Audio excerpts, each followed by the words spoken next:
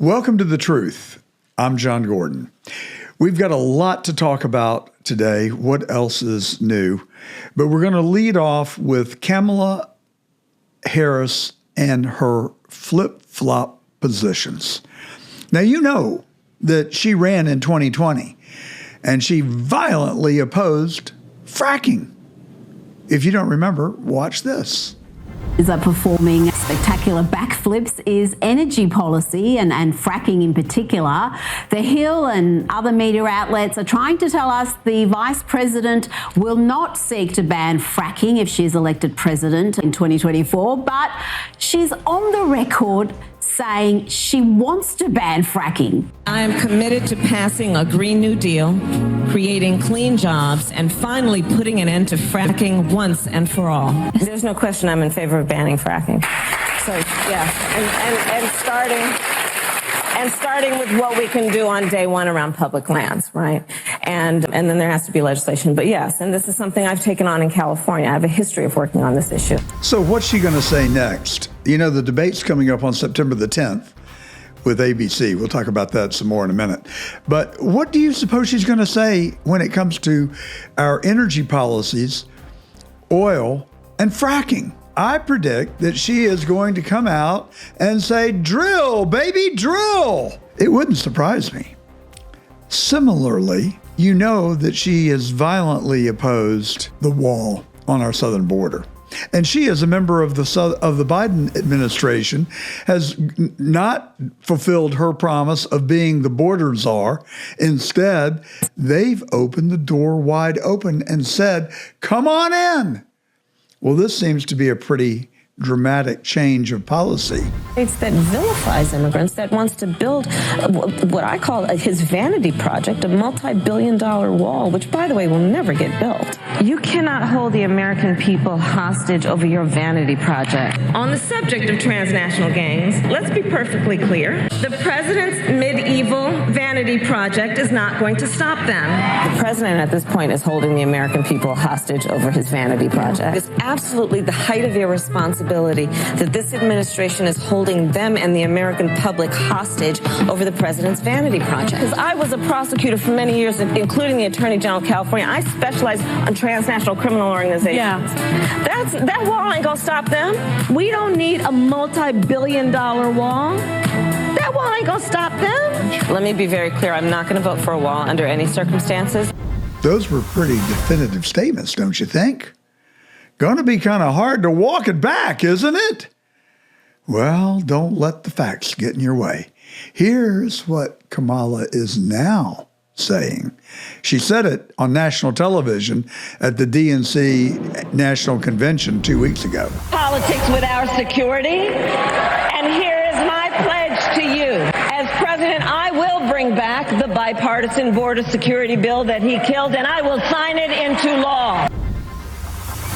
So now she is going to build the wall. You know, do they ever look in the mirror? Do they ever stop and think about the consequences of what they are saying? So it looks like the Federal Reserve has been determined to put this country into a recession. They may be finally on the verge of getting their way. But, first, let's look at this. Last week, the Department of Labor revised their unemployment numbers. What we found is that there are 818,000 fewer jobs that were created last year in the last 12 months than they have told us. Now, they either made a mistake or they lied. There's not much middle ground in between those two options that I can really think of. They either made a mistake or they lied. I'll leave it to you to determine what. But here are very significant statistics about the loss of jobs in this country over the last 12 months. Professional and business services are down 358,000 jobs. Leisure and hospitality, which we've been told all along, has made a dramatic turnaround and comeback. Well, that segment lost 150,000 jobs. Manufacturing is only down 115,000. That is only unless you happen to work in manufacturing. Trade, transportation, utilities down 104,000, and retail trade down 129,000. The only bright spots are private education and health services, and transportation and warehousing. They have increased job counts by 87,000 and 56,000 respectively, and those statistics are straight from the Labor Department and their revision of the labor estimates. Now, here is what I consider to be the unforgivable. This statistic really gets me going. People who lost their jobs in the United States that were born in the United States are 1.2 million in the last year. Those who have found employment are up 1.27 million, and those are people that were born outside of the United States. Here's the question I want you to answer for me. Why would a single black person vote for Kamala Harris and Tim Walz? 1.2 million people lost their jobs. They were people born in the United States. 1.27 people got employment, and they were born outside of the United States. Now, you know those jobs that were lost are largely low-income jobs. A lot of those are being performed by members of the black community, the Hispanic community, those people who have been here for a long time and who have been contributing members to our society, some for as many as 15 and 20 years. Many who paid taxes and many who came here legally. Many who came here illegally don't pay taxes, but nevertheless work. So it's a pretty disappointing picture.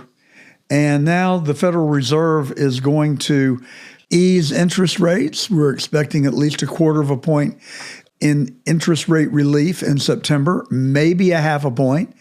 I think that decision will hinge on what the economic data looks like in mid-September, when they're going to be making the decision on how much interest rate relief to be affording us. But long-term rates in the U.S. Treasuries are ticking down. So, there's this inversion curve where short-term rates pay more than long-term rates. Long-term rates are rationalizing and they're coming down. That's good news. So there is relief on the way. But meanwhile, we have racked up under the Biden administration and presidents before him, including Donald Trump and George Bush and Barack Obama. The last time we had a balanced budget was under Bill Clinton. I've said it before, I'll say it again. I liked Bill Clinton. I thought he was an excellent president. I didn't think that he was a very good leader, thanks to his admissions about his escapades with an intern. But to me, it was not a relevant factor in my determination of assessing his presidency. We had peace abroad.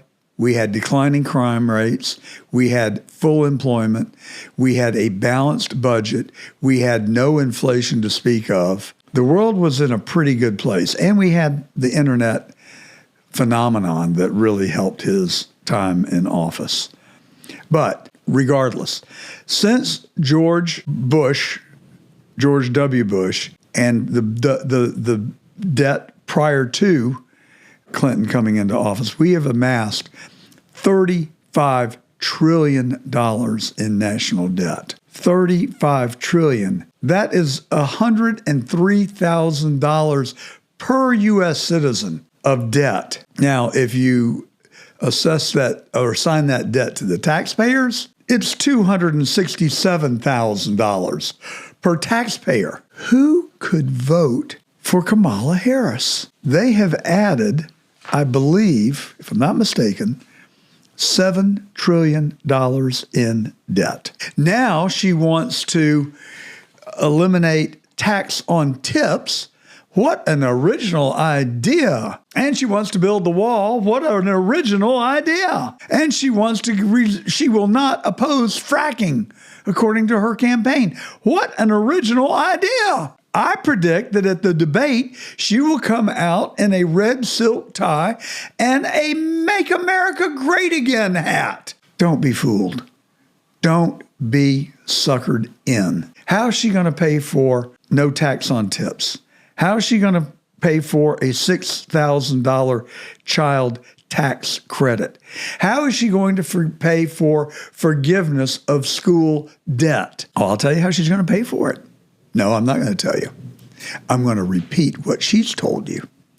She's going to pay for it by a 28% corporate tax rate, up from 20%, 21% that Donald Trump reduced the corporate tax rate to. She's going to pay for it with an increase of the capital gains tax from the current 20% to 44.6%. Now, here is why she is Comrade Kamala. She is going to tax your unrealized gains. So if you have money in the stock market, maybe you bought stock in your teens or 20s, and you're now in your 40s or 50s, and your stocks over 20 or 30 years should have doubled, if not tripled.